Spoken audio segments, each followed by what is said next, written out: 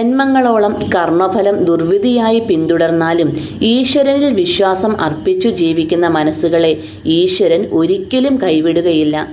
തനിക്ക് ആരുമില്ല, ഈശ്വരൻ പോലും രക്ഷയില്ല എന്ന് മനസ്സ് പറയുന്ന അവസരത്തിൽ പോലും ഈശ്വരൻ്റെ രക്ഷാകവചം നമ്മളെ തേടിവരും. മനസ്സിൽ നന്മയുണ്ടെങ്കിൽ കർമ്മഫലത്തിൻ്റെ കാഠിന്യം കുറയും. നന്മ ഈശ്വരീയ ഗുണമാണ്. സ്വത്തും സമ്പാദ്യവും ഉണ്ടെങ്കിലും ചില കുടുംബങ്ങളിൽ ദുരിതങ്ങൾ ഒഴിയുന്നില്ല. പിതൃക്കളുടെയും കുലദേവതകളുടെയും പ്രീതി ഇല്ലാത്ത കുടുംബങ്ങളിൽ പുറത്ത് എത്ര നന്മ പ്രവർത്തനങ്ങൾ ചെയ്താലും വീട്ടിൽ ദുരിതവും ഓരോ പ്രശ്നങ്ങളും ഉണ്ടായിക്കൊണ്ടേയിരിക്കും. ഇത് അവരെ പ്രീതിപ്പെടുത്തുന്നതോടെ മാറുകയും ചെയ്യും.